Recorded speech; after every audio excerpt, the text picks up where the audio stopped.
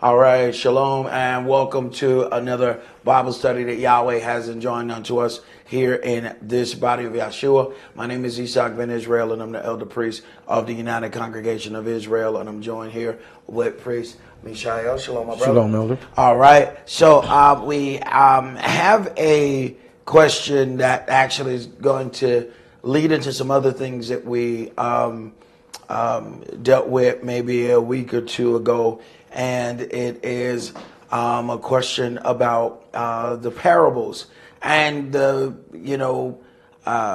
understanding of whether or not these are actual statements of or actual events, or whether or not these situations were made for that particular time. Because as we go back, we had some questions, and a lot of times when we see certain things, we'll say, well, it had to be so because this particular statement was made. So we're going to go into, I'm going to start in Matthew chapter 12. So because to deal with that, we're going to have to deal with multiple points here. Matthew chapter 12. And I'm going to start at verse 33.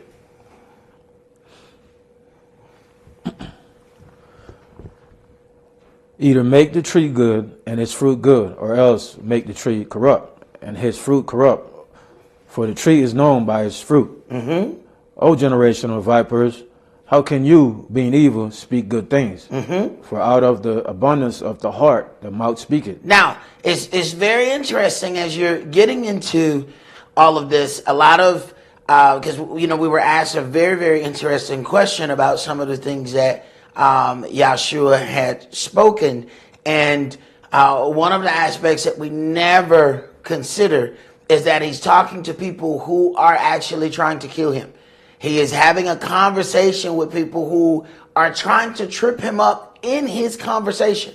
I mean, they are literally asking him questions so that when he answers it, they can say, see, I told you. So, and understand, he's aware of all of that. And a lot of times what we do is we will take the word of what we hear and we just put it in regular context. And say, okay, if it was two people having a conversation, if he said this, then this is exactly what he meant. Not taking all the other framework into account, that who it is he's talking to. So he says, "O generation of vipers, how can you, being evil, speak good things?" So what manner of conversation do we believe is happening here? Okay? So don't just take the words but not make the framework of the context around the words that we're hearing. If it were in front of us, we could clearly see that if we were in the Walmart and we saw a conversation going on, we didn't even have to hear the words. We can look at the faces and say, uh-oh. I think I think it's about to go down on aisle 6. We didn't have to hear those words. All we did was look at the actions, the body language, but that gave us context. And we have to understand that when we're reading something, if we're not reading vividly, we're reading, but we're not taking the entire situation into context, because we're not putting into the fact that these people are trying to kill him. We're just looking at the words. Go ahead. A good man out of the good treasure of his heart bringeth forth good things, and an evil man out of the evil treasure bringeth forth evil things. But I say unto you, that every idle word that man shall speak, they shall give account thereof in the day of judgment. Mm-hmm. Now, when people hear this, they say, okay, well, definitely if the Mashiach said something, then it had to be a true situation. Keep reading. For by your words you shall be justified, and by your words you shall be condemned. Mm-hmm. Then certain of the scribes and the Pharisees answered, saying, Master, we will see a sign from you. Now, he just got through telling these people, you know, what he understands about them. Now, the same people who are trying to get him killed now says, well, perform us a miracle or something. Let me see you do. In other words, let me see you sing and dance. I mean, if you're the Christ, then surely you know how to tap dance. Well, let me see you. Go ahead. But he answered and said unto them, an evil and adulterous generation seeketh after his sign, and there shall no sign be given to it, but the sign of the prophet Jonas. For as Jonah was 3 days and 3 nights in the whale's belly, so shall the Son of Man be 3 days and 3 nights in the heart of the earth. Now, and if you didn't catch that, we did a teaching on this, but I want to go into a little bit deeper on another angle, because as you're hearing this, we take, especially when we see the red words, we take that, we say, hey, these were spoken by the Mashiach, and this is good as gold. So I want to, with that being said, let's go to Matthew chapter 21. Now, we went into that reading a little deeper on another teaching, so we're not going to go back into that. What I want to do is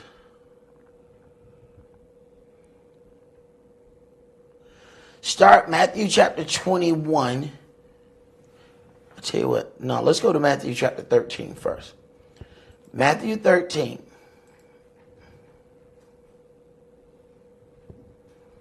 And start at verse 31.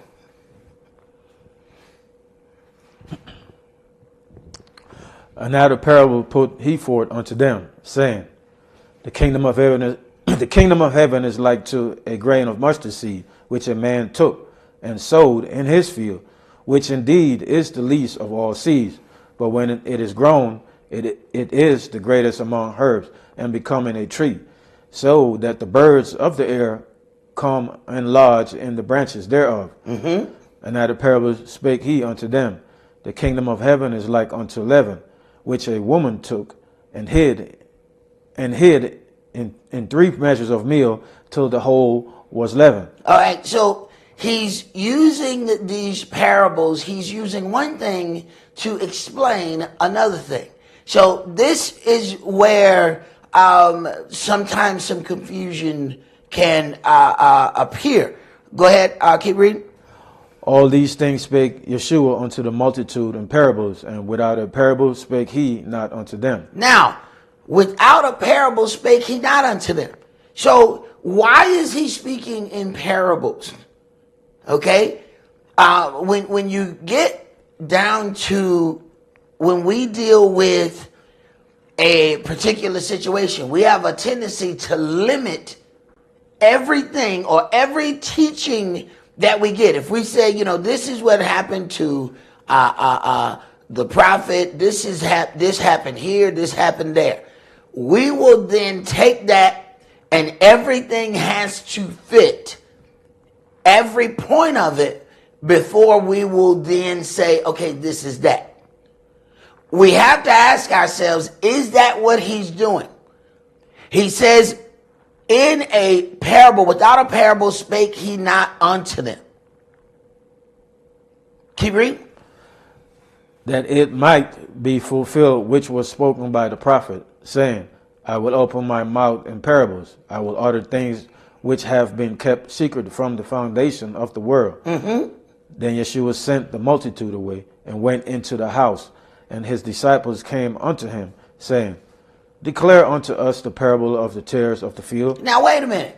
Now, these people have the spirit, they're following him, but when it comes down to having certain understanding of the parables, it's not word for word what you think it is. Otherwise, they should just be able to say, we understand it.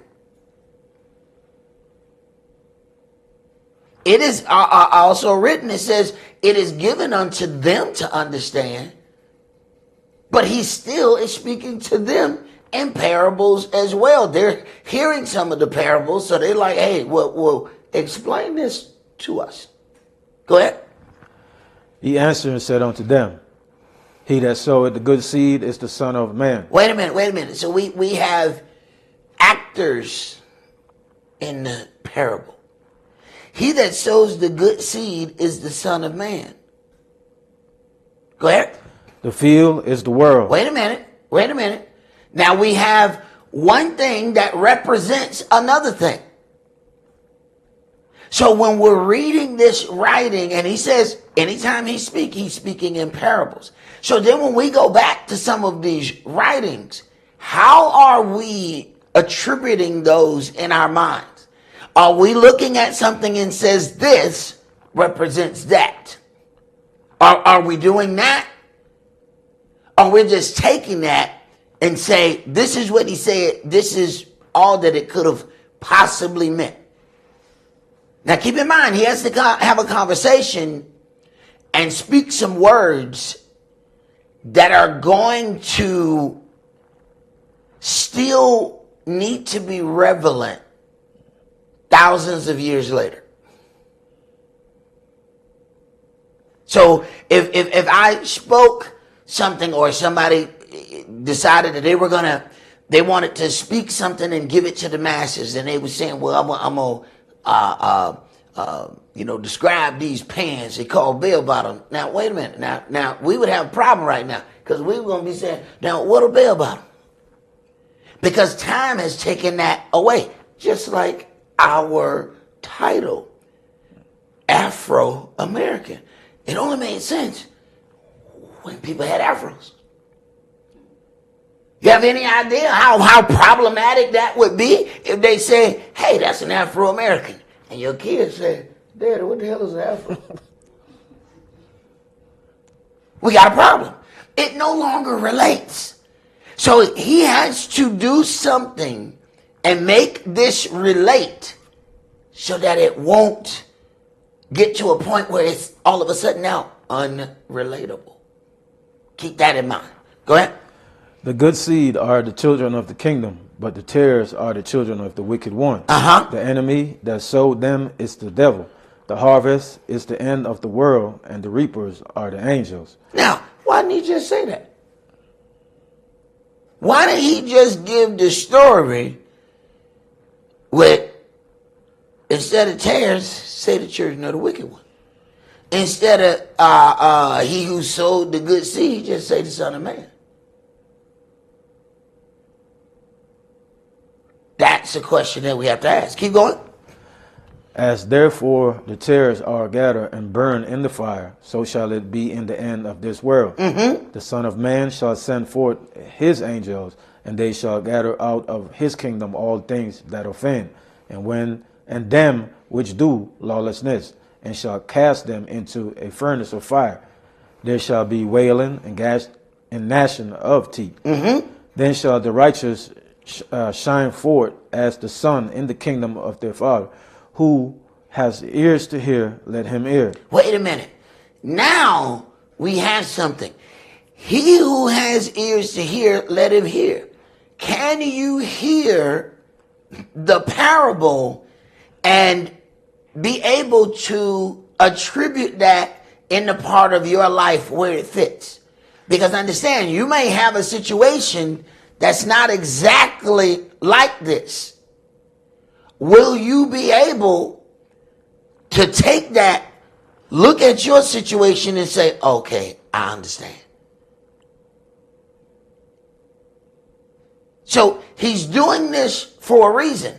But sometimes we get caught up in the exact words, just like he says, this is how you should pray. Then you have some that those are the only exact words they're going to say. Our Father, who art in heaven, hallowed be thy name, thy kingdom come. They didn't take it as a template. They took it as exact words. Go ahead. Again, the kingdom of heaven is like unto treasure hid in a field, which when a man has found, he hide it, and for joy therefore goeth and selleth all that he has, and buy it that field. Okay, so he's then making this correlation to show you how we're supposed to deal with the kingdom of heaven. This correlation, we know what happened if we find a treasure, how we act. Watch somebody hit the lotto. See how they act. Wait a minute, now we have a reference point for how we're supposed to deal with the word. So then when you see somebody and they're dealing with the word, but they moping the whole time, hold on. Turn around, go back. Now, then people might say, well, that was harsh. Why? If the kingdom of heaven is like a treasure hidden in the field, how do you act when you find a treasure? And if you are constantly moping and dragging as you're doing the things of Yahweh, you don't act like you found a treasure in the field. Turn around, go back and keep looking. Your treasure is elsewhere. Go ahead. Again, the kingdom of heaven is like unto a merchant man seeking goodly pearls, who, when he had found one pearl of great price, went and sold that he had, and bought it. Okay, once again, with the parable, we have a way of looking at effort and making sure, does the effort fit the parable concerning the particular situation? Do we deal with it like this? And if we don't, then we know, okay, we know what area we need to be striving toward. Because sometimes we may have joy about something, but some of us, we just fuss for the sake of fussing. We man, I gotta go in here, Now, this is where we want to go, right? It's where we want to be. But we still gonna fuss about going there and being there, We the kind of people that argue about, we'll hit the lotto and say, I can't believe I gotta count all this damn money. Man, I'm being all night counting this money. 1 million, 2 1 million. That's us. Okay? That's us. Okay. Go ahead, keep reading. Again, the kingdom of heaven is like unto a net that was cast into the sea and gathered of every kind, which, when it was full, they drew to shore and sat down and gathered the good into vessels, but cast the bad away. So shall it be at the end of the world. The angels shall come forward and sever the wicked from among the just. But yet we have other teachings that says God's not angry with anybody. Once saved, always saved. Wait a minute, it doesn't fit the application of the parable. The application of the parable has to be able to be applied thousands of years later. So now we have sayings that people actually think came from Christ. We will hear sayings and say, you know what, that sounds good. And I heard a lot of people say it, so it must be in the Bible. You get to reading the Bible, you're like, I ain't read across that thing nowhere. I've been reading for a minute now. It didn't come from them. And now we come across a parable that actually says the opposite of what everybody else is saying. Go ahead. And shall cast them into the furnace of fire. Wait a minute, ain't nobody going in no furnace, because see, God loves everybody. Wait a minute. These parables are given unto us for a reason. Go ahead. There shall be wailing and gnashing of teeth. Don't sound like they're going to be partying. You got people that teach hell going to be a party. You ever go to some of those places where the people worship the adversary of the devil? I have. I wanted to get the hell out of there, but I had to be there for work. It was exceptionally strange. And I had to finish what I was doing. But it was completely strange.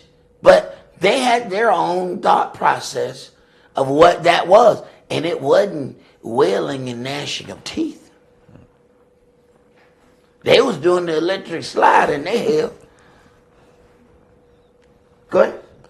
Yeshua said unto them, have you understood all these things? They say unto him, yeah, Adonai. Wait a minute.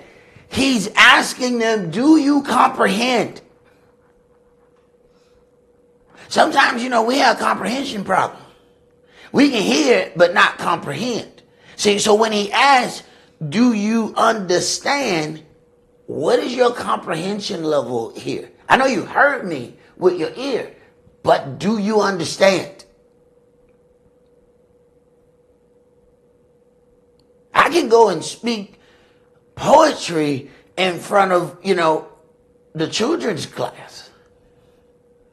And they'd be like, yeah, we heard him. We sure did. He was the wee-wee and the poo-poo, and he was doing some stuff back there. They said, well, explain it. Well, I don't know nothing about what he was saying. But I know there was words coming out. They'll hear me, but they won't understand what I'm saying. Go ahead. Then said he unto them, therefore every scribe which is instructed unto the kingdom of heaven is like unto a man that is an householder, which bringeth forth out of his treasure things new and old. Right. And one of the things that we have there, every scribe which is instructed unto the kingdom. Our problem is we don't want to be instructed. Or we want to pick and choose who instructs us. Go ahead. And it came to pass that when Yeshua had finished these parables, he departed thence.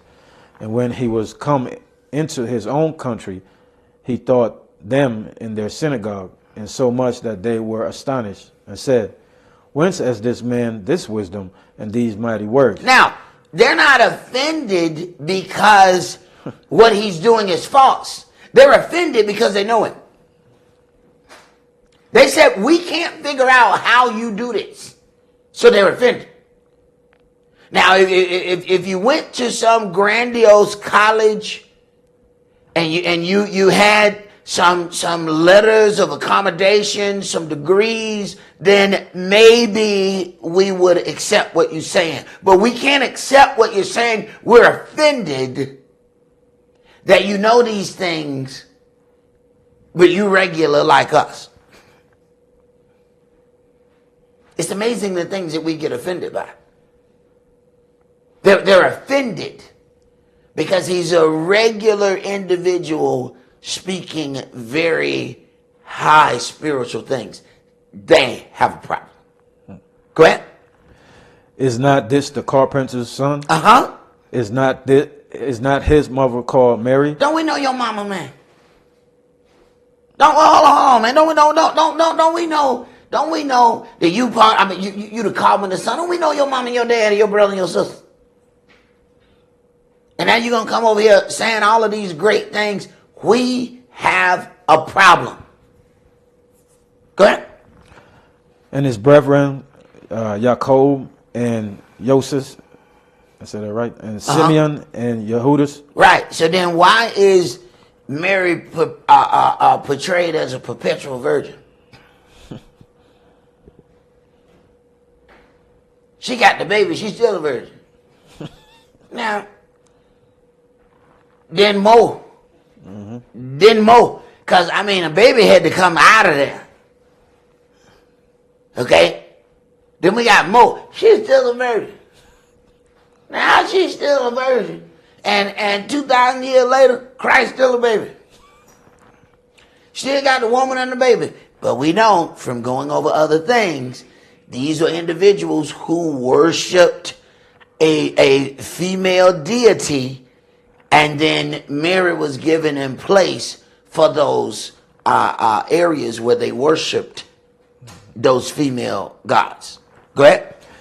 And his sisters, are they not all with us? Whence then has this man all these things? And they were offended in him. But Yeshua said unto them, a prophet is not without honor, save in his own country and in his own house. Right. In your own country and in your own house, among your own people, is where you're going to have the biggest problem, because they have gotten accustomed to how they see you. They have gotten accustomed to the level of where you are. And when you change those levels, you start to have issues. Let's go to Matthew chapter 21. And start at verse 33.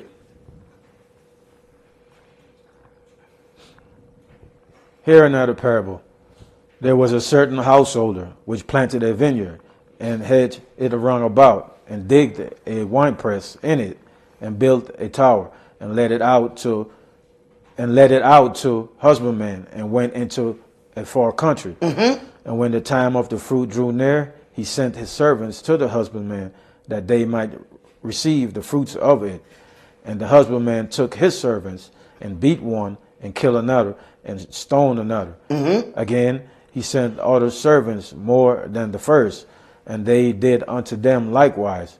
But last of all, he sent unto them his son, saying, they will reverence my son. Uh-huh. But when the husbandmen saw the son, they said among themselves, this is the heir. Come, let us kill him, and let us seize on his inheritance. Now, this, of course, is the writing in red. We are going through this parable, so then I have to then ask a question. Did this happen in real life?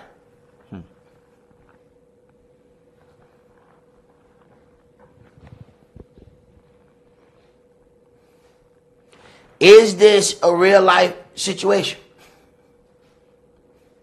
Here is where the question comes in, because people see this and they go right into it.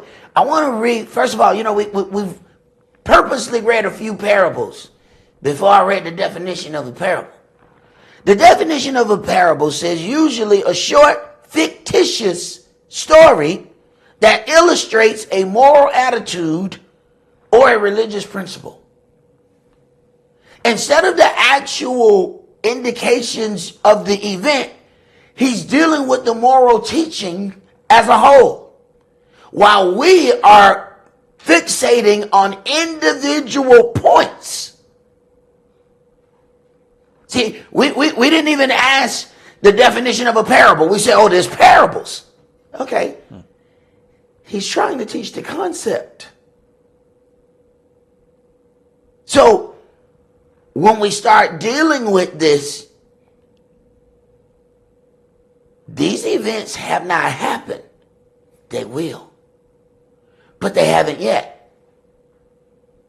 So, in what space and time is he held responsible when he says, you shall give an account for every idle word? Well, when do we decide if something is true or not? Do we decide it now? Do we decide it later? Or do we decide it 2,000 years later? Interesting question. Keep reading. And they caught him and cast him out of the vineyard and slew him. Mm-hmm. When the master therefore of the vineyard come, what will he do unto those husbandmen? Uh-huh. They say unto him, he will miserably destroy those wicked men, and will let out his vineyard unto other husbandmen, which shall render him the fruits in their season. Right. So then he's going to have able and ready pastors, servants, and priests who are going to do that job like they're supposed to. Go ahead. Yeshua said unto them, did you never read in the scriptures, the stone which the builders rejected, the same has become the head of the corner? All right. So then the same ones that they are going to do away with are going to be the foundation of all the religious practice.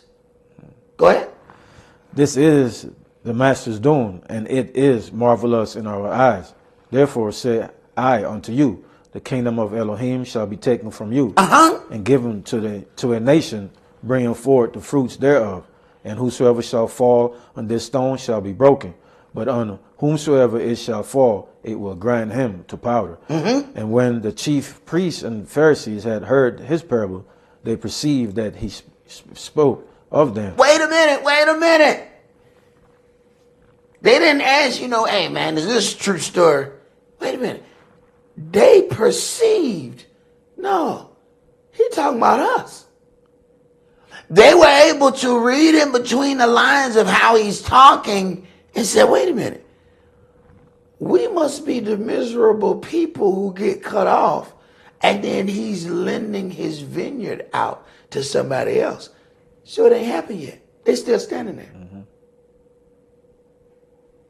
So how far do we go when we say, okay, it's in red, it must be true right now to this actual minute? This ain't true to this actual minute. But it's somebody who's never going to die held by the time that you're held by. See, now we got a whole nother part of this equation. Because you got a beginning and an end. How do we then deal with this when it comes down to that? You got something other that you have? Well, yeah, I was just saying that he's talking about things that haven't happened, but he's using words and phraseologies about, farming and reaping and sowing and fishing and things that they would be familiar with in their life, even though the actual scenario didn't actually happen. He's dealing with things that are real in their lives and things that they would be familiar with because they were farmers and working in the vineyard and doing those fishermen and those type of things. Right. Now see, our problem is we got Walmart. So when he starts talking about a plum, we start thinking, do a plum come out the ground or on a tree? Because where I saw it is next to the apples. That's it grow. They said, where do plums grow? Right next to the apples on aisle 2. That's the only place we ever seen one. Okay. Well, automatically these parables are not hitting us the way it was hitting then. That's on our own doing. We rather have that way. I remember the first time I was in the grocery store and I saw, they pick the fruit. They pick all the stems off. And I saw one that still had a stem on. I said, they didn't do their job, man. Who had picked this damn fruit? What, they got a stem on it? I was totally appalled.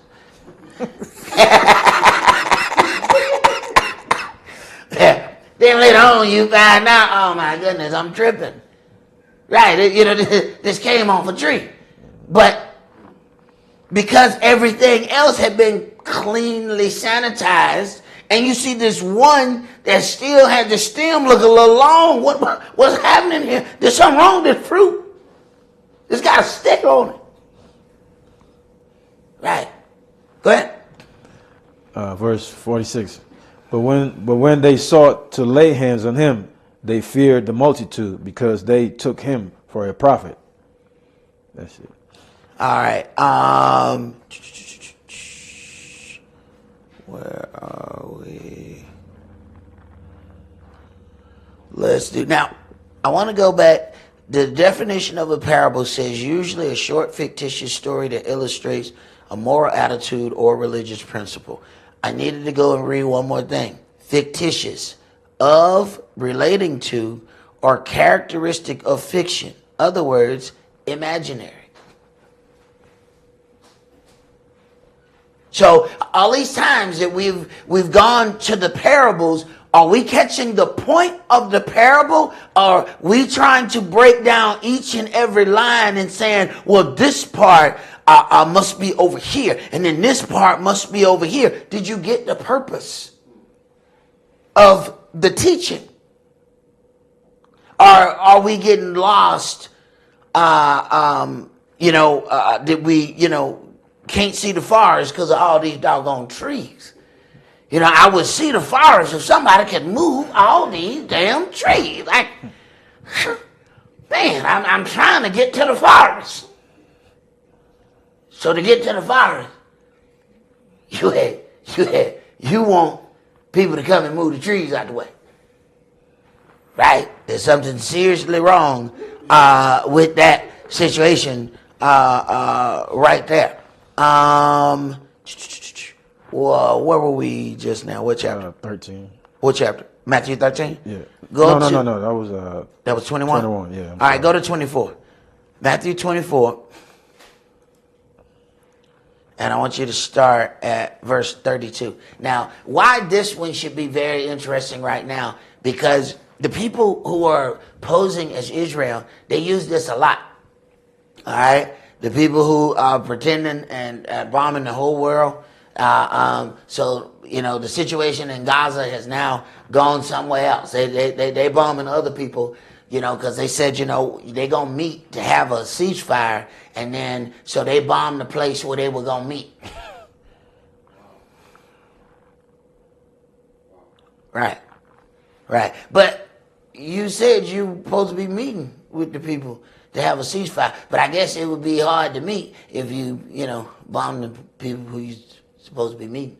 I guess that would make it difficult. Matthew 24, and let's start at verse 32. Now learn a parable of the fig tree. When his branch is yet tender, and put it forth leaves, you know that summer is near. So likewise you, when you shall see all these things, know that it is near, even at the doors. Verily I say unto you, this generation shall not pass, till all these things be fulfilled. Heaven and earth shall pass away, but my words shall not pass away. But of that day and hour knoweth no man, no, not the angel of heaven, but my Father only. But as the days of Noah were, so shall also the coming of the Son of Man be. For as in the days that were before the flood, they were eating and drinking, marrying and giving in marriage, until the day that Noah entered into the ark, and knew not until the flood came and took them all away. So shall also the coming of the Son of Man be. Right. So this coming of the Son of Man is going to be the same way. Everybody is going to be going right on about their business. When destruction doesn't happen speedily, we go back to where we were before. We'll witness an event and everybody will slow down for a second. All right? 2000, everybody Prince 1999 song started playing again. Everybody said, man, the computers ain't gonna be able to take the change over for 2000, the world about to end. So you had people who got real religious at the end of 99 coming into 2000. Didn't they have them in January? And everybody didn't die in February. By March, they were back at the club going hellacious, baby. We back out here. We outside. Oh, okay. That's all it took. But for that minute, they tried to get right. For that reason, he's not going to let us know the time. And everybody trying to figure out all these things of timing. You have to take that with a grain of salt. He may let you figure out some of it. But understand, if we actually came up with an equation that tells us the exact time of everything, we ain't going to straighten up to 2 hours before that time. He's not going to let that happen. Keep going. Then shall two be in the field, and one shall be taken, and the other left. 2 women shall be grinding at the mill, the one shall be taken, and the other left. All right, now I want to let's go to Luke chapter 16, because there's a lot there. You get a lot of controversy when it comes down to this, because there are situation and circumstances where people say, hey, this is a real event. So let's see if this is a real event. Luke chapter 16, let's start it at verse 19.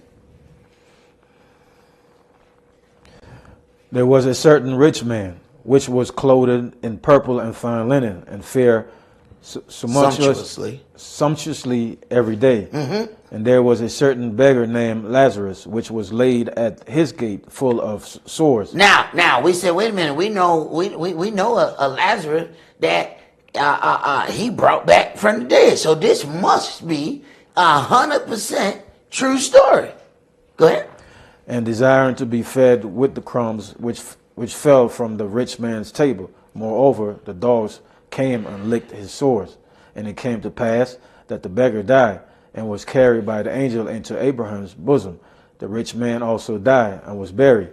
And in hell he lift up his eyes, being in torment, and seeth Abraham afar off, and Lazarus in his bosom. Now, the people who want that heaven doctrine, they all in this. They all in there. They said, now look, now Lazarus died, he went to heaven, and Jesus went and got him. Yes, he did. Yes, he did. Didn't you read it? He went and got him right out of there. Go ahead. 24. And he cried and said, Father Abraham, have mercy on me, and send Lazarus, that he may dip the tip of his finger in water and cool my tongue, for I am tormented in this flame. But Abraham said, Son, remember that you in your lifetime received your good things, and likewise Lazarus evil things. But now he is comforted, and you are tormented. And besides all this, between us and you, there is a great gulf fixed, so that they which will pass from hence to you cannot, neither can they pass to us that will come from thence. Then he said, I pray you therefore, Father, that you will send him to my father's house, for I have 5 brethren, that he may testify unto them, lest they also come into this place of torment. Right. So let's leave right here, go back to my brethren, so they won't come and be in hell like me. Because I'm in hell, I done had a conversation with Abraham, Lazarus, now that he in hell now. But he having a conversation. He can see him, but he can't cross over. All right, can you read? Abraham said unto him, They have Moshe and the prophet, let them hear them. Now, I can't understand how the New Testament only people pass this. That Yahshua sees somebody tormented in hell. They tormented in his flame, he said. And when we were kids, we said all the time, they said, man, I want such and such. They said people in hell want cold water. Wait a minute, you got somebody in hell asking, let me get some cold water. Yahshua said, go read the Old Testament. Hold on, man. Hold on, bro. Hey. Hold on, bro. Hold on. Is that not what he said? Uh-huh. Come on now. Keep reading. And he said, Nay, Father Abraham, but if one went unto them from the dead, they will repent. And he said unto him, If they hear not Moshe and the prophet, neither will they be persuaded, though one rose from the dead. That's a pretty strong statement. But rather than deal with the part of let them hear Moses, what we're focusing on is the hell, the fire, the cold water. Cool. Don't forget that cold water. Need that cold water. Having a conversation with Abraham. Moses is there. We got a lot of players here. Lazarus. We got a lot of players in this situation right here. Okay. Let's go to Revelation chapter 20. Now remember, he said that he would speak to people in parables because he's teaching. He's then using the stories to accent his Father's law. See, when a situation takes place and you attach that situation to a legal concept, you might not remember the legal concept by itself. But if you remember the story, now it will automatically draw you back to the legal concept that's connected to it. Oh, yeah, sure knew what he was doing. All right, so Revelation chapter 20, and let's start that at verse 1. And I saw an angel come down from heaven, having the key to the bottomless pit and a great chain in his hand. And he laid hold on the dragon, that old serpent, which is the devil and Satan, and bound him 1,000 years, and cast him into the bottomless pit, and shut him up, and set a seal upon him, that he should deceive the nations no more, till the 1,000 years should be fulfilled. And after that he must be loosed a later season. And I saw thrones, and they sat upon them, and judgment was given unto them. And I saw the souls of them that were beheaded for the witness of Yeshua, and for the word of Elohim, and which had not worshipped the beast, neither his image, neither had received his mark upon their foreheads or in their hands. And they live and reign with Yeshua 1,000 years. Wait a minute now read the next line. But the rest of the dead live not again until the 1,000 years were finished. This is the first resurrection. Now wait a minute, there's a separation. Now this is not a parable.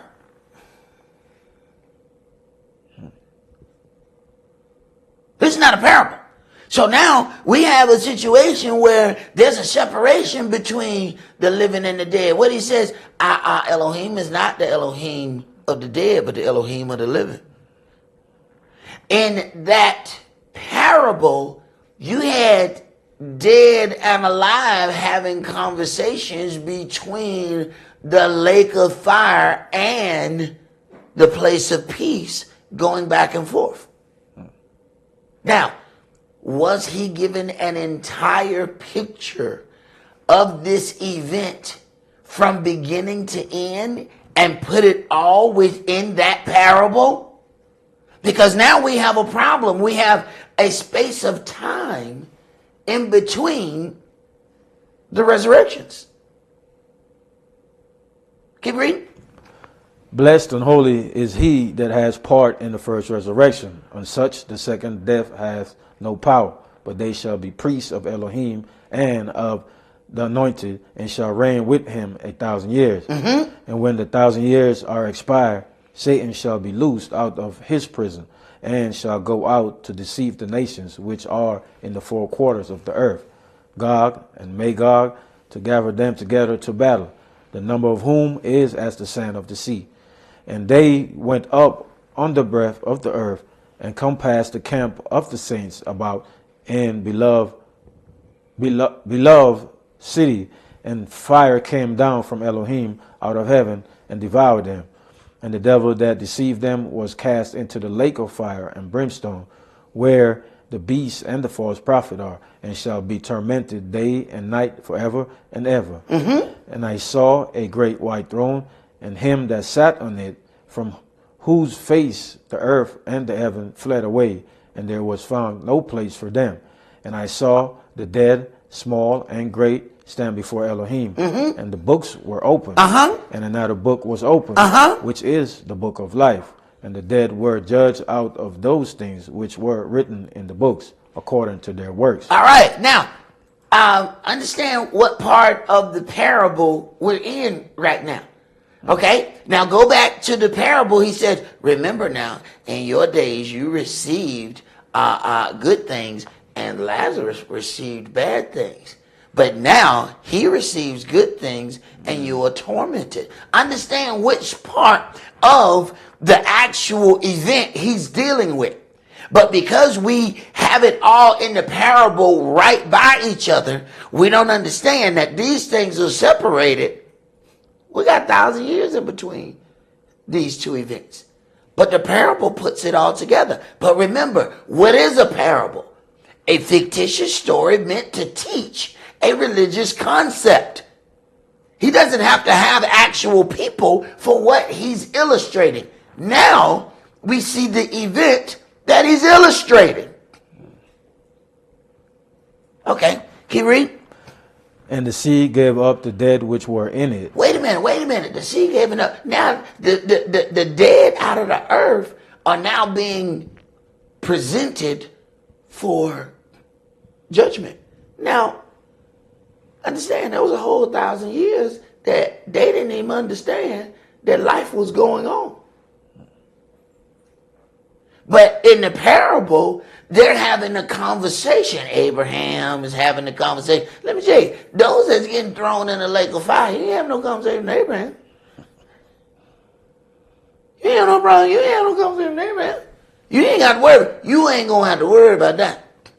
If you wake up and you done missed 1,000 years, ain't no need to talking to nobody. Just go run and jump in the fire. Just go on, jump, cannonball, go on and get in there. And you wake up and you find out, wait a minute, you telling me Yahshua been on this earth for 1,000 years and I don't know nothing about it? Just take off running. Just go on in there and just go and get in it.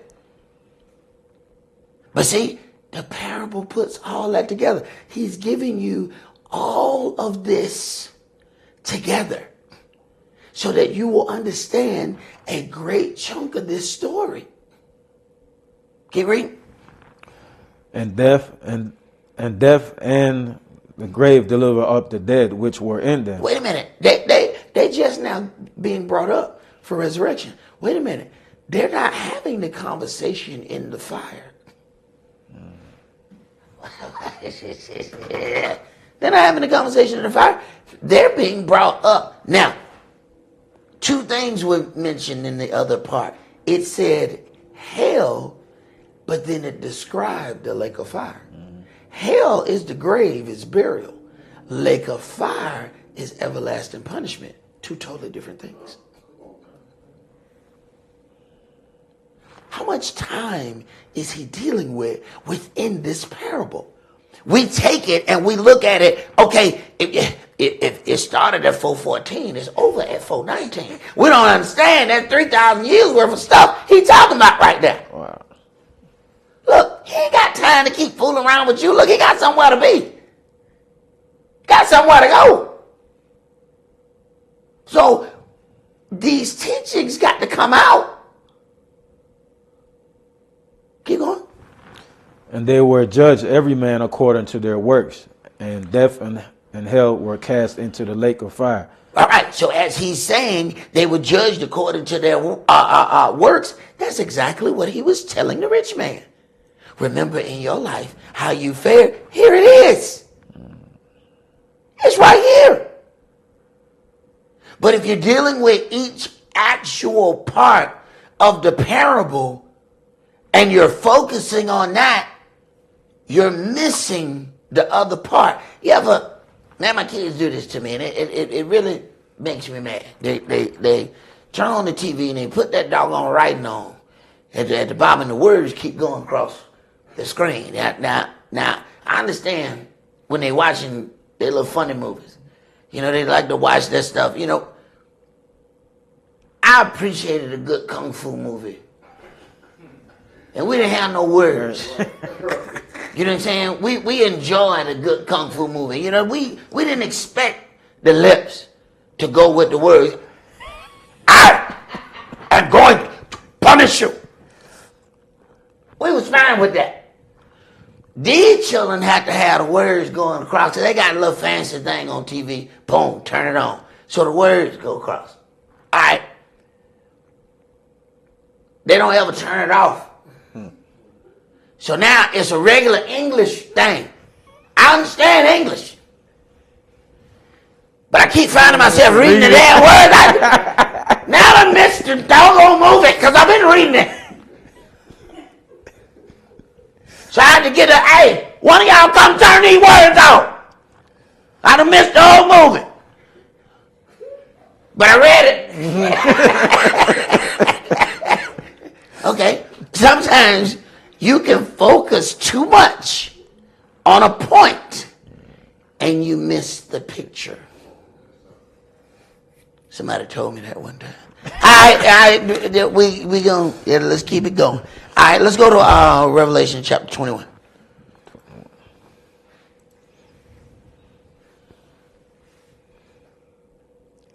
Okay.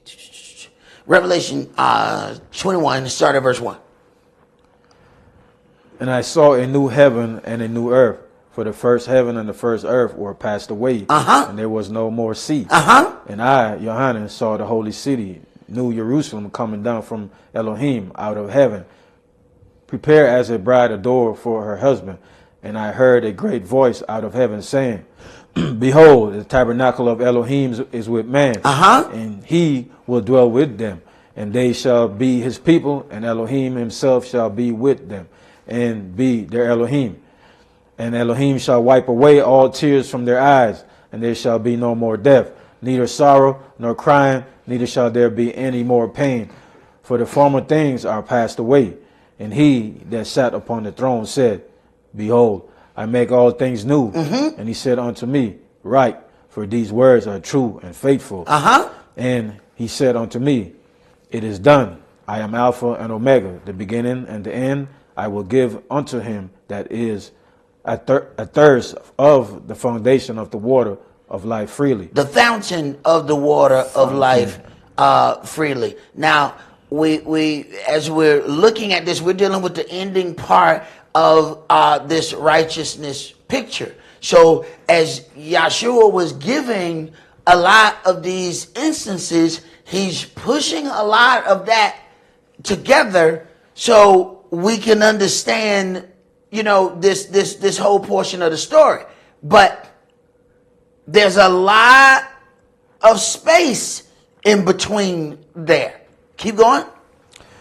He that overcomes shall inherit all things, and I will be his Elohim, and he shall be my son. But the fearful and unbelieving and the abominable and murderers and whoremongers and sorcerers and adulterers and all liars. All liars, not those who, they say, well, white lies are all right. Now, I don't know the difference between a white lie or a black lie. I don't know, is one of them skinny or is one thick? I don't know. What's the difference? They say, oh, it's a little white lie. Where the hell we get that from? When did lies get colors? Do they have textures too? Is it a white silk lie? Or somebody just told a black leathery lie? What? At what point do we start attributing, other factors to the lie? Because, I just don't know where that come from. But go ahead. Yeah, the black lie is a little more scary. You pulling me. Apparently, and they must be more robust. You know what I'm saying? Go ahead. Shall have their part in the lake which burneth with fire and brimstone, which is the second death. And there came unto me one of the seven angels, which had the seven vials full of the seven last plagues, and talked with me, saying, Come hither, I will show you the bride, the Lamb's wife. And so understand now. Now we're dealing with some representation here, because Israel is the wife. But now you have a whole nation of people who represent the bride. So as we start reading those parables, and there's so many of them, how are we attributing that as we're reading it? Go ahead.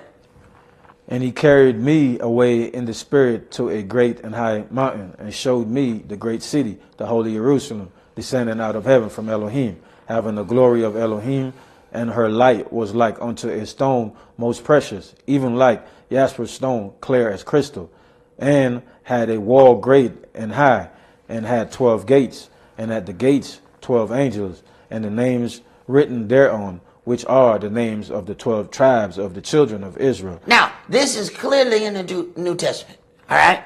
Now, you hear people always talking about, I know my daddy in heaven, he up there at the pearly gates. All right, yeah, so your dad at the pearly gates. Yeah, he at the pearly gates. The gates, they made pearl. So, all right, well, how many gates is it? Well, it's one, but they open big.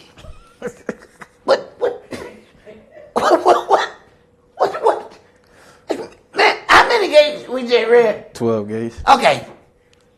But because of what we've been given, here's the problem when we take these things in, and then we're going to get a physical image in our mind. We don't understand. These images that we paint in our head is still idolatry. Because now you've taken the word, and this is the only way you're going to see it. You done seen them pearly gates. It's two gates. It's like a house gate. They got the big one, and then they just open in, and it's welcome, my child. Wait a minute. That's not what it says. But because this is an image that we've been given over and over and over again, that image sticks. And what's the difference between an image and an idol? Go ahead. On the east, 3 gates. On the north, 3 gates. On the south, 3 gates. And on the west, 3 gates. He never heard anybody speak of the pearly gates in that fashion, ever.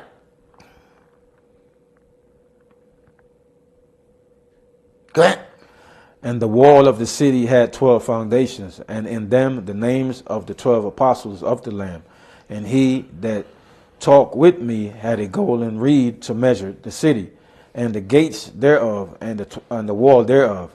And the city lieth 4 and the length is as large as the breadth. And he measured the city with the reed 12,000 furlongs. And by the way, this is not a parable. So you want to deal with your measurement, you go ahead and you can pull out your measuring tape now. No, this is not a parable. Keep reading. The length and the breadth and the height of it are equal. And he measured the wall thereof 144 cubits, according to the measure of a man that is of the angel. All right, that's as far as I want to go right there. So let's go to Galatians chapter 4.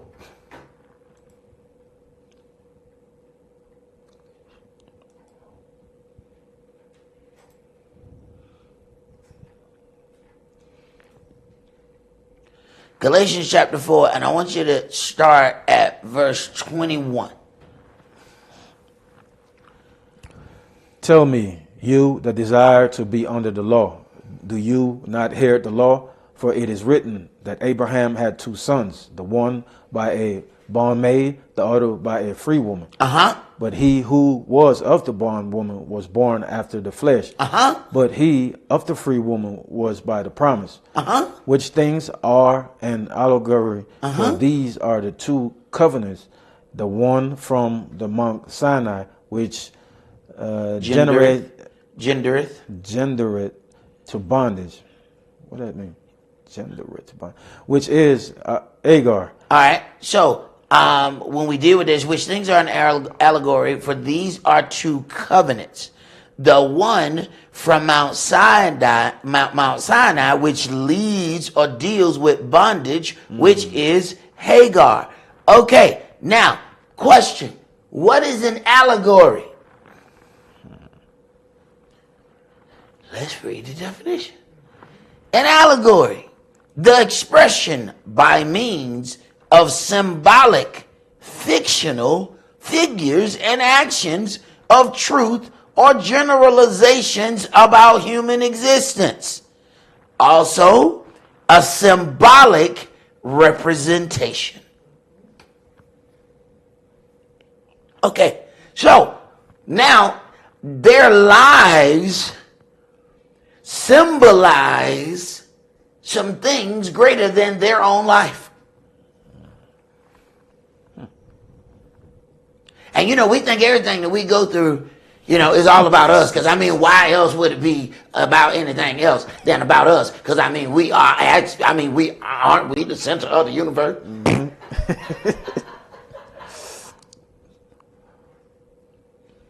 Right. We can't imagine. Like, why would we go through something that ain't about us? Wow.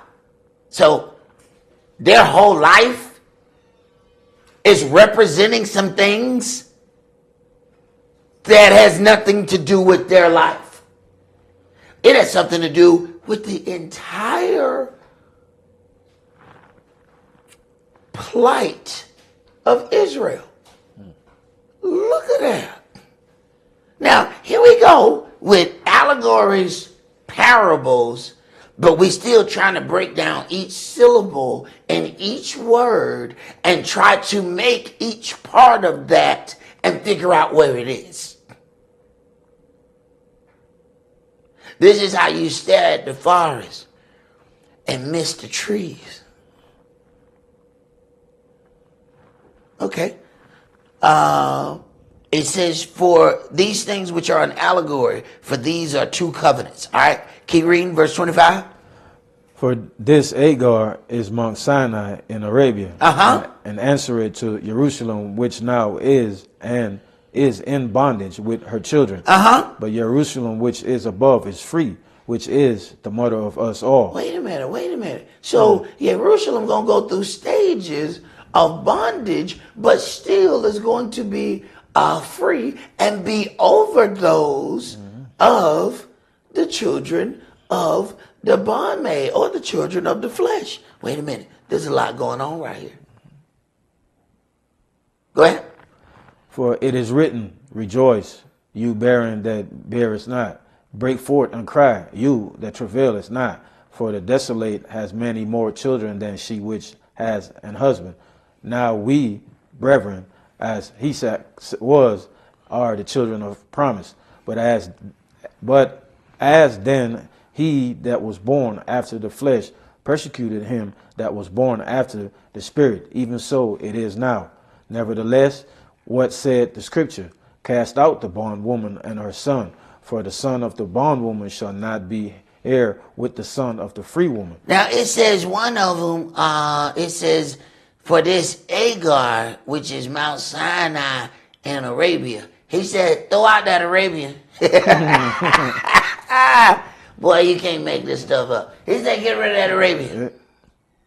That Arabian is not going to be with the one of the covenant with Esau. Now, Yahweh make you live out stuff, and you don't even know what you're living out. Keep reading. So then, brethren, we are not children of the bondwoman, but of the free. That's it. All right. Now, we have to then ask a question then. So if we're going to deal with that there are parables, there are allegories, and all are meant to enhance our learning and understanding of biblical concepts. What then is the limitation of time when we're dealing with some of these things? Because, you know, we are so locked in when it comes down to timing certain events, and it really means something to us. But when you're dealing with entities, when it talks about Melchizedek, it said he has no beginning, no end. So when we start dealing with time, what does time mean to individuals like that? So let's go into something. I want to go to Hebrews chapter 7.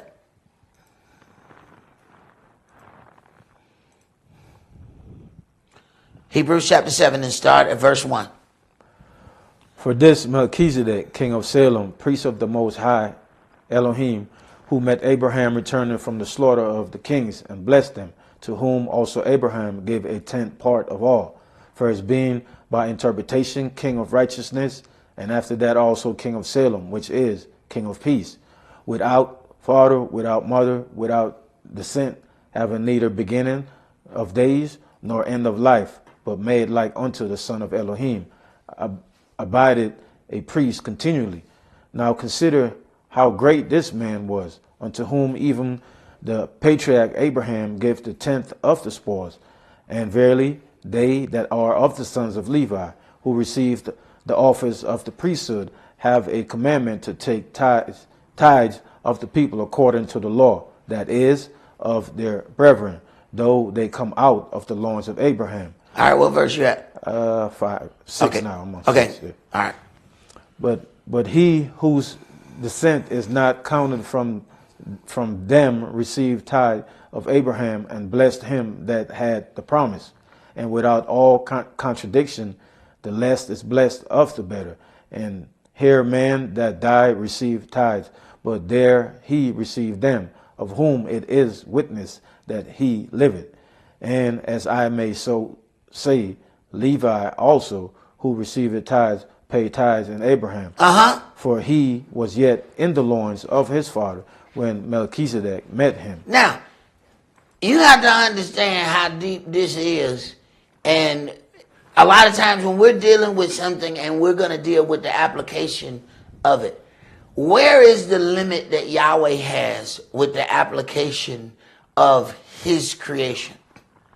We know time and we know things in a linear way. We don't know it multifaceted. Okay, it says in verse 9, and as I may so say, Levi also, who received tithes, paid tithes in Abraham, for he was in the loins of his father when he paid tithes to Melchizedek. Now, if you gonna say, you know what, this such and such ain't true, and this is all it can be, we have a problem. We don't understand Yahweh's word the way he understands it. You understand Yahweh's word the way he allow you to understand it. And if the faster we get to understand that, the better off we gonna be. So imagine if you gonna say, are you a liar? Okay? Because Levi never met Melchizedek. Now you say, I can prove it. He never met him. Now how you gonna deal with when they come and say, he was in the loins of his daddy? Come on, man. I can't come back nothing like that. Come on, man. So now what if Yahweh come up to me one day and said, yeah, I seen you. You was at Watusa. Yahweh, I ain't never been in Watusa. You was in the loins of your daddy when he was up there. He was like, now come on, Yahweh, come on, don't do that to me. Don't do that to me. You know I can't. Come on now. Come on, you can't hold that with me. No, you was in now. You was in Watusa. I know you was in Watusa. I seen your daddy. He on that little tight with the stacks. Real tight bell bottom to show way too much up top. You know them. No, Yahweh, I didn't know nothing about that. He said, I seen you. I was looking at you because your daddy didn't cover right. Come on, man. So if we're going to prove something, what is the limitation of time that Yahweh and his servants are held by? Where you going to go? If Yahweh gives them the opportunity or the wherewithal to be able to deal with things outside of the value of time that we know. So when we are at the point of being able to say, no, this is not true. Well, wait a minute, hold on. How are you counting that? This is why we have to be careful about some of the things that we think we know. Keep reading. Verse 11. If therefore perfection were by the Levitical priesthood, for under it the people received the law, what further need was there that another priest should rise after the order of Melchizedek, and not be called after the order of Aaron? For the priesthood being changed, there is made of necessity a change also of the law. Priesthood being changed, not priesthood being done away with. Mm-hmm. Now, how is it we have all of these people that are supposed to be so educated, and the first thing they'll say is the priesthood was done away? It said the priesthood was changed.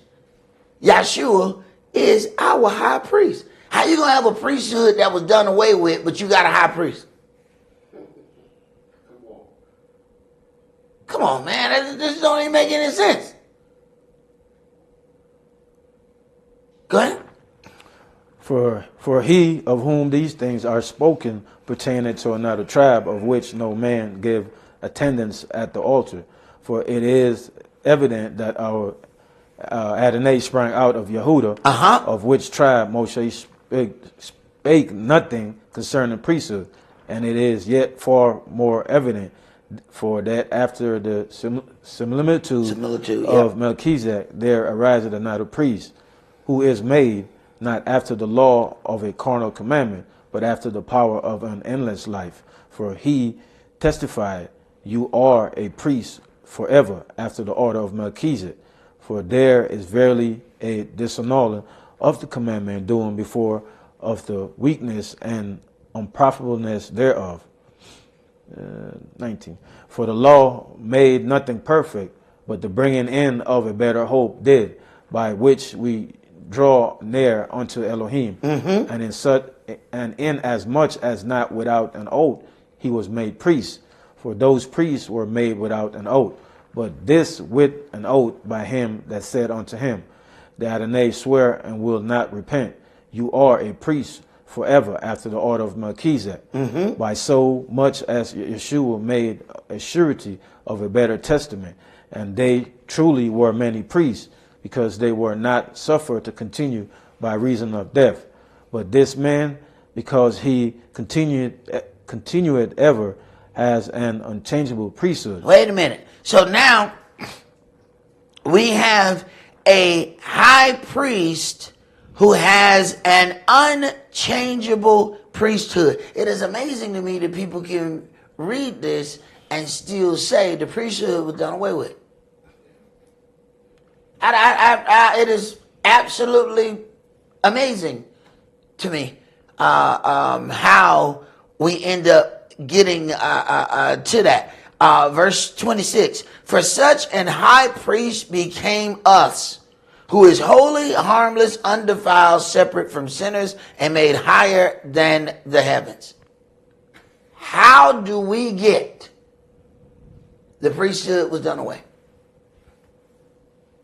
Now, who did that benefit by teaching? Because somebody definitely benefited from us being told that the priesthood was done away with. Because if you can teach the people that something that they're supposed to be standing in has been done away with, then that means they never try to stand in it. And now others can stand in the power that you don't know you're supposed to be standing in. So, I want to deal with something else here. And this part is about the power that the children of Israel have with our Elohim. Let's go to 1 Samuel chapter 8.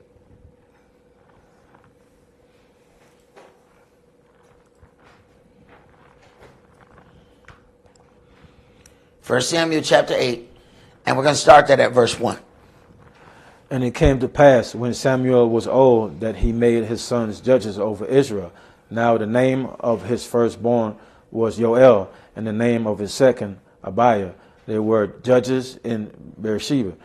And his sons walked not in his ways, but turned aside after lucre, and took bribes, and perverted judgment. Then all the elders of Israel gathered themselves together, and came to Samuel unto Ramah, and said unto him, Behold, you are old, and your sons walk not in your ways. Now make us a king to judge us like all the nations. But the thing displeased Samuel when they said, Give us a king to judge us. And Samuel prayed unto Yahweh. Now, pause. Now, it says Samuel's boys, Samuel cut from a different cloth. All right? But his boys wasn't like him. All right? Now, when they come and ask for a king, and Samuel says, oh, this thing displeases me, do you automatically think that he's not pleased because it was his boys? That he wanted rulership to go along the lines of his boys? Keep reading. And Yahweh said unto Samuel, Hearken unto the voice of the people in all that they say unto you, for they have not rejected you, but they have rejected me, that I shall not reign over them. Now, wait a minute. Now you have that. Now we have to learn how to look at some things here. The people see the signs of this great, powerful man that they don't operate like him. But instead of asking for replacements, they ask for a complete change in order. When Samuel says he's not happy, Yahweh then agrees. No. It's not you they have rejected but me. We have to learn how to see things not through our eyes, but through the eyes of the Most High. So when we have made decisions and say, I'm not going to deal with this, I'm not going to deal with that, it's not about how we see it. What we need to ask ourselves, how is your God going to see your decision? Is he going to see your decision and say, yeah, I understand you ain't want to deal with them people no more. You ain't like how they was doing things. Now consider them. Within the situation, you have two boys who are not right. Yahweh is still angry.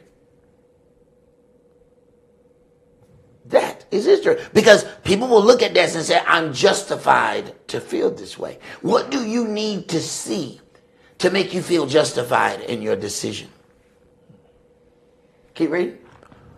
According to all the works which they have done since the day that I brought them up out of Egypt, even unto this day, wherewith they have forsaken me and served other gods, so do they also unto you. Now, I ain't gonna trip. Now, sometimes, you get into an argument and people say, you know what, you keep bringing up old stuff. Yahweh said, according to the works that they have done since the day I brought them up out of Egypt. Come on, Yahweh, why you come on now? Come on, Yahweh, why you bringing up the past? Why you got to go to Egypt? Now let's keep in mind now, it says Israel was the bride, right? Mm-hmm. So Yahweh telling his wife, ever since I brought you out of Egypt, now I'm talking about you still been doing the same thing.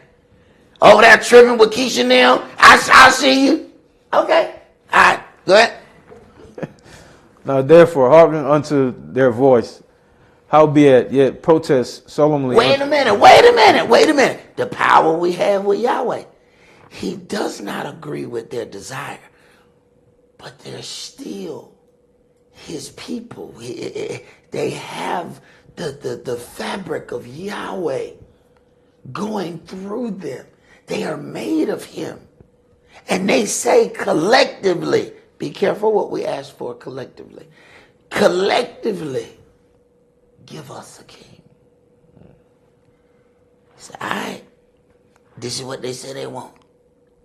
All right, tell them exactly what is going to happen with this that they asked for. Go ahead. Unto them, and show them the manner of the king that shall reign over them. Now, if you don't see that this is Israel, you do something time and time again. Israel said, I want this, or I want that. You tell Israel, I'm telling you now, this is what's going to happen when you get it. No, you just hating on me. Yes, sir. Yes, sir. Then they get it. I can't believe it. I don't have time for myself. I want time for myself. Wait a minute. Everybody told you that when you got that, you wasn't going to have no time for yourself. But wasn't nobody trying to hear that. Mm-hmm. Everybody want what they want when they want it. But then, when it goes haywire, they act like they ain't asked for it. Go ahead. And Samuel told all the words of Yahweh unto the people that asked of him a king. And he said, this will be the manner of the king that shall reign over you. Yeah, go ahead. He will take your sons and appoint them for himself, for his chariots, and to be his horsemen, and some shall run before his chariots. Because he's a king. So he's got to do king things. You wanted a king like all the other nations. You didn't want a prophet to rule over you or a priest. You didn't want to be ruled over as a holy people. You wanted to be ruled over by a king so you can be represented as a strong nation. All right, you read. And he will appoint him captains over thousands and captains over 50s, and will set them to ear his ground and to reap his harvest and to make his instrument of war and instrument of his chariots. And he will take your daughters to be confectionaries and to be cooks and to be bakers. And he will take your fields and your vineyards and your olive yards, even the best of them, and give them to his servants. Now keep in mind, the only thing we had to pay was our 10% tithe. We didn't have all of these other things. Now, the thing we have the biggest problem with now, I ain't paying no tithe. I understand something. That was all we had to pay. Mm-hmm. But because of our requests, our bill got bigger. Same thing you do today. I want this. Then the bill come, my God! Look at this outsurance. Now, yeah, that outsurance, it's going out the door. Wait a minute. This is what you asked for. You don't get to complain now. You were told what this was going to be when you asked. Go ahead. And he will take the tenth of your seed and of your vineyards and give to his officers. Wait a minute now. This has nothing to do with the tenth that you owe Yahweh. Now he done took your son, he done took your daughters. He got part of your land. You paying him a tenth along with the tenth that you paying Yahweh. Now you don't want up to 20% tax. But this is what you asked for, though. Remember the power that we got with Yahweh. Even though he says it's probably not a good thing that you asked, nonetheless, ask me one more again. I'm going to give it to you. Go ahead. And to his servants. And he will take your men servants and your maid servants and your goodliest young men. Your goodliest young men. Go ahead. And your asses and put them to his work. Mm-hmm. He will take the tenth of your tenth of your sheep. Wait a minute. Hold on now. All right, now, hold on now. The math ain't mathing. So I owe Yahweh 10%, and then now he gonna take 10%. Now he got 10% of my sheep. Wait a minute, man. He got a tenth of a tenth of a tenth. Wait a minute. Is this compound interest? Did we just ask for the IRS king? What's happening here? But remember, this is what you asked for. Go ahead, brother. I'm just asking a question, okay? So in that scenario, I kind of, maybe they was hoping that he had go give him some grace in asking. You know what I'm saying? Maybe when you do give us, we know that they got to pay all this, but hopefully, Yahweh, you going to give us a good one, and we ain't going to have to deal with all that. So it's like, I understand. Good ones come on Yahweh's time. The bad ones come on your time. Touché, sir. Go ahead. And you shall be his servants, and you shall cry out in that day because of your king which you shall have chosen. He said, no, your king, you chose this king, this your king. Wait a minute, Yahweh, he's the king of Israel. Now he's the king of Yorel. Now this ain't my boy, this your boy. Hey, your boy at the door. Go ahead. Shall have chosen you, and Yahweh will not hear you in that day. Look, don't come back to me no more now. Hold on. You asked for this, right? I'm gonna give it to you. Don't come back. Ask me, Yahweh. You remember now. Now hold on. Just let me talk. Let me say something. Let me talk. You remember the thing I asked you for, right? It broke.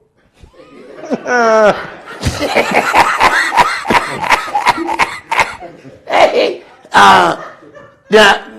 can you fix it? And Yahweh like, yeah, sure. Is somebody at the door? Yeah. Keep writing in the ground like you did when the Pharisee was talking. Don't answer that door. No. I told them what they were getting. Don't answer that door. Keep going. Nevertheless, the people refused to obey the voice of Samuel. Right. Nevertheless, we want what we want. We don't care what nobody got to say about it. It's going to take this from you. You ain't going to have time to do this. You ain't going to have time to do that. Nevertheless, I want what I want. Well, in the words of Sheryl Crow, if it make you happy, then why the hell are you so sad? It's a lovely song. I love it. Lovely song. We have to remember that we ask for these things. Sometimes you got to look in the mirror and say to yourself, I asked for this. Go ahead.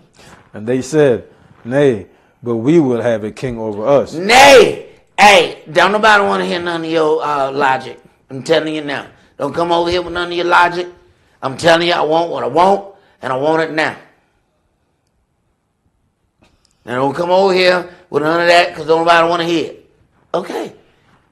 And then when we get to whining that we can't handle it, Yahweh like, I'm not finna hear it. I want you to remember that this is what you asked me for. Now, I need you to get off your John Brown hind parts and do the work for that what you asked me for. Come on. You got it. You asked for it. I gave it to you. Now, you got to do the work. You got it. It's like credit card. You get what you want first. But when the bill come, all of a sudden we like, I don't even remember no polo shirt. What is this on this bill? What is this? Oh, no, you got to pay for that. Now the polo shirt not new no more. Now we don't want to pay for it because it ain't new. Now we're going to find flaws in the polo. That man he not even holding the stick right. Now, hold on. Don't talk about the man. Don't talk about the man. You were fine when you first got that polo shirt. Now the bill come. Now you want to say, nah, this polo assassination. This ain't the right one. No, it ain't. No, it ain't. Don't do that. See, we try to renegotiate there. Okay. Did you finish that, bro? No. Go ahead.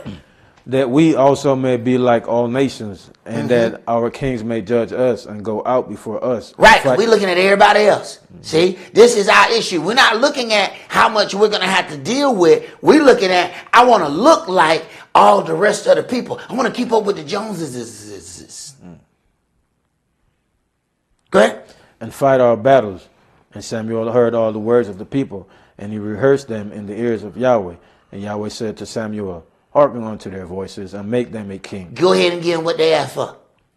Did you tell them what I told you? Yes. Did you tell them what it was going to take from them? Yes. Did you tell them that, hey, you probably can't afford this? Yes. Did you tell them? Yes. Well, give it to them then. Go on, give it to them. What are you still standing there for? Go on, give it to them. Go ahead. And Samuel said unto the men of Israel, go you, every man, unto his city. All right. Jump to chapter 12.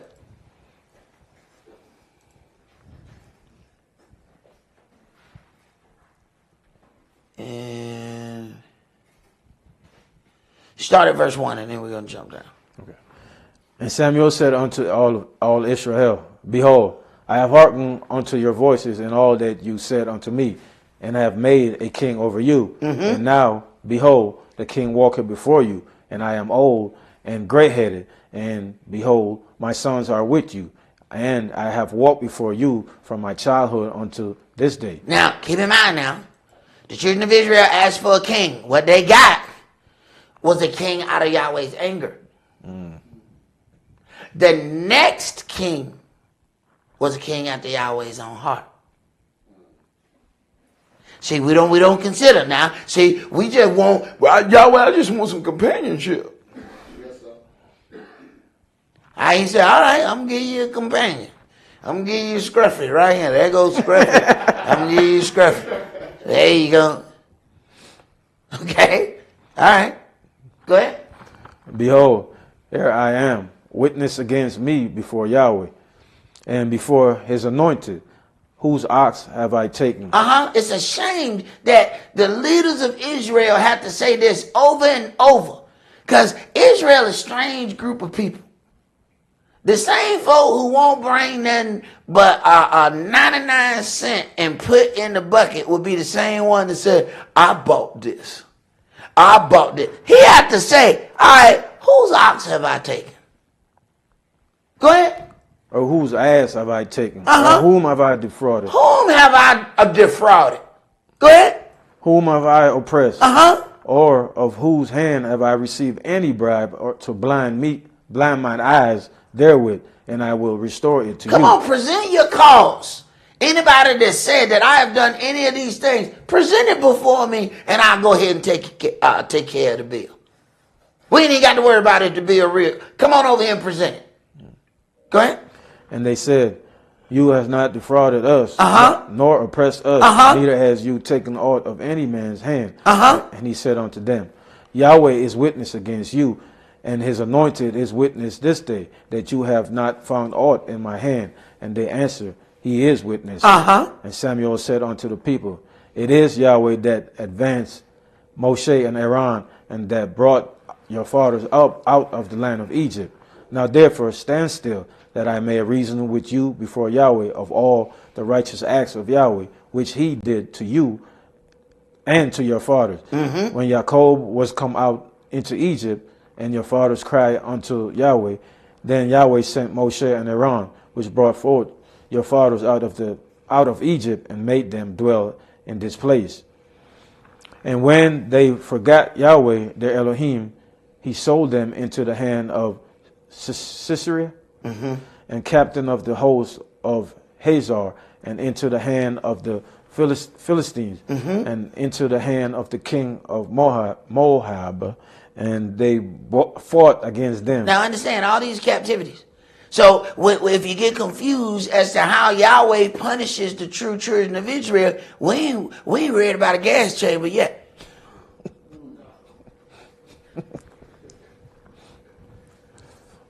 We ain't read not now. You don't know now? Kiri? And they cried unto Yahweh and said, we have sinned, because we have forsaken Yahweh, and have served Baalim and Ashtaroth. But now deliver us out of the hand of our enemies, and we will serve you. And Yahweh sent Jerubbaal and Bedan and Jephthah and Samuel, and deliver you out of the hand of your enemies on every side, and you dwell safe.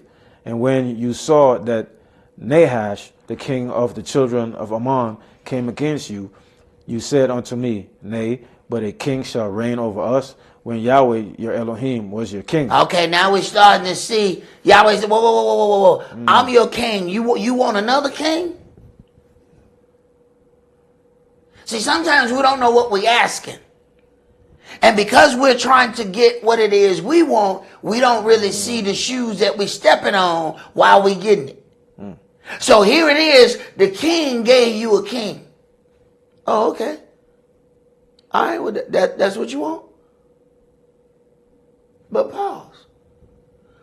Children of Israel sat right there. They said, all right, we'll release a prisoner. We got a notable one over here, Barabbas, or we got Yeshua over here, who they say is the king. They said, give us Barabbas. Crucify him. Okay. Go ahead. Nothing changed. Huh? Now therefore, behold, the king whom you have chosen, and whom you have desired. Yeah, hey, y'all know how to rub it in now. Hey, your partner over there. Hey, go talk to your cousin. And then you choose it? Now you chose this, your king. You chose this king, remember? Remember, now the things that I had set up for you, you didn't want to follow that. You chose your own thing. Now this is where you went, right? This is what you chose, right? Okay. Go ahead. And behold, Yahweh has set a king over you. If you will fear Yahweh and serve him and obey his voice and not rebel against the commandment of Yahweh, then shall both you and also the king that reigneth over you continue following Yahweh your Elohim. But if you will not obey the voice of Yahweh, but rebel against the commandment of Yahweh, then shall the hand of Yahweh be against you, as it was against your fathers. Now therefore stand and see this great thing, which Yahweh will do before your eyes. Is it not wheat harvest today? I will call unto Yahweh, and he shall send thunder and rain, that you may perceive and see that your wickedness is great, which you have done in the sight of Yahweh, in asking you a king. So Samuel called unto... So what kind of king you gonna get? Evil king. Go ahead. So Samuel called unto Yahweh, and Yahweh sent thunder and rain. Thunder and rain that day, and all the people greatly feared Yahweh and Samuel. And all the people said unto Samuel, Pray for your servant unto Yahweh, your Elohim, that we die not. For we have added unto all our sins this evil, to ask us a king. We have added unto all our sins this evil. Because we asked for the king. A king. Yahweh gonna set up things in his time. We don't want things in Yahweh time. We want it in our time. But when we do that, you got to deal with everything that come along with that. See, we feel one way when something new, but we start renegotiating after we done had it for a minute, I don't really like the way this thing is turning the curve. Wait a minute. You know what kind of vehicle that was? Yeah. Now all of a sudden you gonna make this into a sports car? It's a family car. How you gonna get in a family car? Put a helmet on. What are you doing? You should put a helmet on. With the car seat in the back, you got a helmet. The two of these don't match. Okay, go ahead. And Samuel said unto the people, Fear not, you have done all this wickedness, yet turn not aside from following Yahweh, but serve Yahweh with all your heart. Do we know what that is? Do you know what that is, to serve Yahweh with all your heart? If you're comfortable, you ain't served him with all your heart. You don't know what that is yet. Soon as something get on your nerve, you done. You ain't never served Yahweh with all your heart. Soon as you get to something you don't understand, you done. You ain't never served Yahweh with all your heart. Soon as your money ain't running right, you say, you know what, my money was right, better when I was at Watusi. Then you ain't served Yahweh with all your heart. Go ahead. Bro, I just got a better understanding. Because, at one point I wanted to, I was upset with a brother. And I wanted to be through with the brother. And then you talked me out of it. And I really didn't understand it, But I got another level of understanding right here. Appreciate that, man. My bad. It's all good. And turn you not aside, for then shall you go after vain things, which cannot profit nor deliver, for they are vain. For Yahweh will not forsake his people for his great name's sake, because it has pleased Yahweh to make you his people. Moreover, as for me, Elohim forbid that I should sin against Yahweh in season to pray for you. Whoa. Now, I ain't saying y'all were good, though. But I ain't going to stop praying for you. But woo, boy, y'all, sometimes I just can't even go and pray right now. Yahweh, I ain't going to talk. It ain't good if I talk right now, Yahweh. I'm trying to tell you, they done got on my last nerve. You know that last one, Yahweh? You hear your parents say stuff, and it don't make no sense. But you get on my last nerve. I'm like, what is the last nerve? Get some chillin', get a family. You like, I just found my last nerve. I know what it is now. I need to call my mama. Mama, I done found my last nerve. I didn't know all this time. I done been on your last nerve. I didn't know I had one too. Mama, I'm sorry. Go ahead. But I would teach you the good and the right way. Only fear Yahweh and serve him in truth with all your heart. For consider how great things he has done for you. But if you shall still do wickedly, you shall be consumed, both you and your king. You and your king. See? You and your king. You can think you and your king gonna rise to the top. You and your king both are gonna be dealt with. Yahweh don't care. Don't none of that mean nothing to him. I want to read one more thing before we go. Let's go to Luke chapter 15. 50 or 15? 15. Luke chapter 15 and start at verse 11. Because see, now we're going to get back to a parable. Go ahead. Start at verse 11. Yep. And he said, a certain man had 2 sons. What man? All right, we'll get to that later. Go ahead. And the younger of them said to his father, Father, give me the portion of goods that falleth to me. And he divided unto them his living. And not many days after, the younger son gathered all together and took his journey into a far country, and there wasted his substance with righteous living. All right, now, so the younger son asked for his money. He said, let me get my inheritance. Because, Daddy, first of all, I know you're rich. I've been looking around here. I've been watching. Dad, you got it going on. And I'm your son. So I'm entitled to some of this because I'm your son. So let me go ahead and get mine, and I'm gonna hit town. Go ahead. And when he had spent all, there arose a mighty famine in that land, and he began to be in want. And he went and joined himself to a citizen of that country, and he sent him into his field to feed swine. Now wait a minute. Now he has spent the money.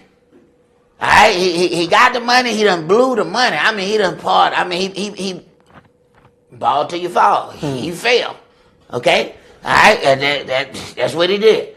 But you notice he don't go home when he falls. He goes to a citizen of that country. Keep going. And he would fain have filled his belly with the husk that the swine did eat, and no man gave unto him. So now, I don't know, you know, that pigs eat slop. Is what they called it when I went to the country. They said, all right, we're finna go out here and feed the pigs. And I was like, what'd you feed the pig? They said, slop. I said, what is slop? It says all the stuff that you didn't eat. And you put all that stuff in a bucket. All right? You don't throw away no food. You take the slop bucket, and you slang it, and the pig come eat all that right off the ground. All the corn, because, you know, we eat the corn off the cob. The pig eat the parts you didn't eat. So all that get devoured. He would have ate that. You mean you would have ate the corn that didn't have no corn? Do you know how hungry you got to be to get used corn? I ain't said popcorn. I said used corn. You ever seen somebody just eat the watermelon and give you the rind? This the stuff the pigs eat. Yeah. Okay. You know how bad off you got to be? See, now there's pride. Because everybody know you had this money. And now you eating, your food has been pre-eaten. Okay? All right, keep going. But remember, you asked for your money. All right? You asked for it, and the Father gave you what you asked for. Go ahead. When he came to himself, he said, how many hired servants of my father's have bread enough and to spare, and I perish with hunger? How long did it take him to come to himself? How long did it take for the pride to subside and say, why am I out here with this slop that the pigs eat? And my daddy got room and food. There's a bed where my daddy at. There's food where my daddy at. How long is pride gonna keep me here? Go ahead. I will arise and go to my father, and I will say unto him, Father, I have sinned against heaven and before you. Right. Because I wasted your money, Daddy. Wait a minute. Didn't he start talking to people about, all right, I'm going to give you these talents? And then he went into a far country, and he came back, and he said, all right, show me what you gained with that money I gave you. Oh, okay. Keep reading. And I'm no more worthy to be called your son. Make me as one of your hired servant. And he arose and came to his father. But when he was yet a great way off, his father saw him and had compassion and ran and fell on his neck and kissed him. Now, the father had strong belief that he was going to waste all this money. But because he asked, he gave it to him. When he came back, the father's so happy. He don't even get to say the daddy happy. You made it through this alive. It is hard to turn loose something you love. And you got to sit there and hope that it's still alive when it returns. Go ahead. And the son said unto him, Father, I have sinned against heaven and in the sight and in your sight, and I'm no more worthy to be called your son. But the father said to his servant, Bring forward the best robe. Bring forth the best robe. Go ahead. And put it on him, and put a ring on his hand and shoes on his feet. Well, he ain't got no shoe.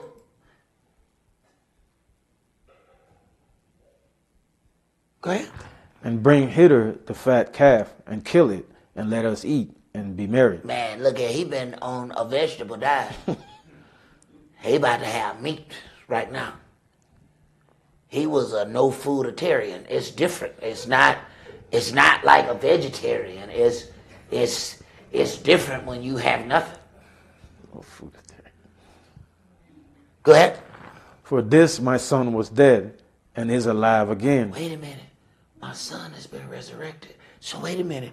This parable then is about resurrection? Oh, did we pay so much attention to the detail that we forgot the story? Did we pay attention to so much in there, not just taking it and using it as a teaching tool for other parts? Did we take that and miss the whole forest because we were staring at the bark of one tree? Go ahead. He was lost and is found, and they began to be merry. Now his elder son was in the field, and as he came and drew near to the house, he heard music and dancing. And he called one of the servants and asked what these things meant. And he said unto him, Your brother is come, and your father had killed the fat calf, because he has received him safe and sound. And he was angry and will not go in. Therefore came his father out and entreated him. Now this is that part that we have to do as a father, because sometimes you may say you feel you right, and first of all the money yours anyway.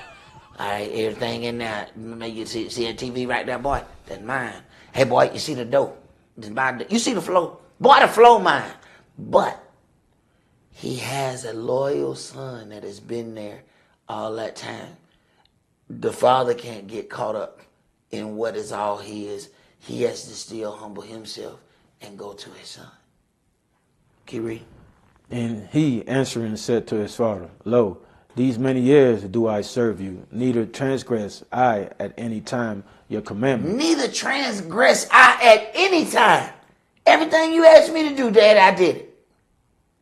Go ahead. And yet you never gave me a kid. You ain't barbecue no goat for me. When I had barbecue goat, my friend over here was some goat and a tall cup of ale.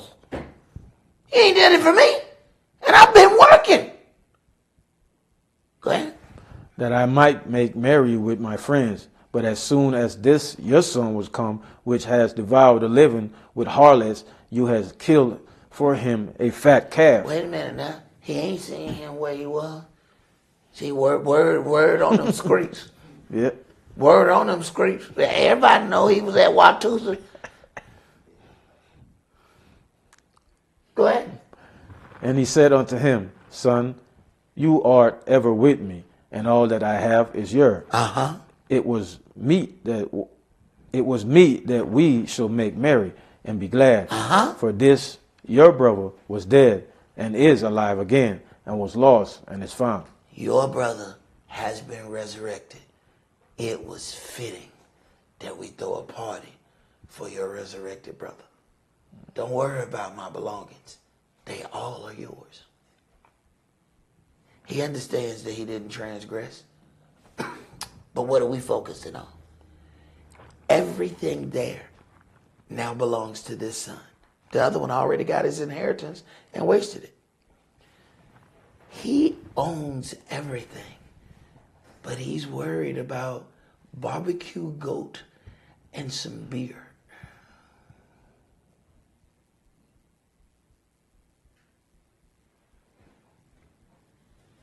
What do we focus on? All right, that's all that we're going to do for tonight. Let's leave out with a prayer. We're going to rise and face the east.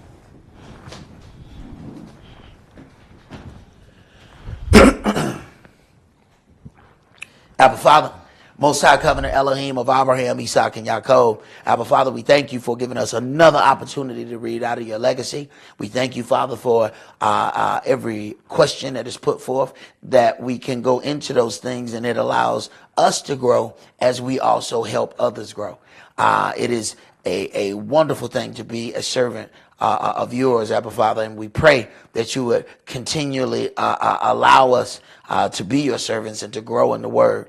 The only understanding that we have is the understanding that you allow for us to have. So we pray that you would magnify our understanding, but we also pray that you would give us a willing and obedient spirit, that we may be able to follow the things that you reveal unto us. We pray, Abba Father, that as we get closer to our holy days, we pray that you would protect us, mind, our body, spirit, our belongings, our houses, for we know that the adversary, the devil, is not happy with us, that we have made an attempt to walk in righteousness and serve you. But we pray, Abba Father, that that hedge be round about us, that the adversary, the devil, is not able to penetrate and come within. But we also pray that you would give us the wherewithal to stay inside the hedge, that we stay protected. We ask these prayers not only for those that gather with us physically, but even those that gather by way of internet, those that gather out of a pure heart to serve you in truth and in spirit. In Yahshua HaMashiach's holy and divine name we pray. Amen and hallelujah. Amen.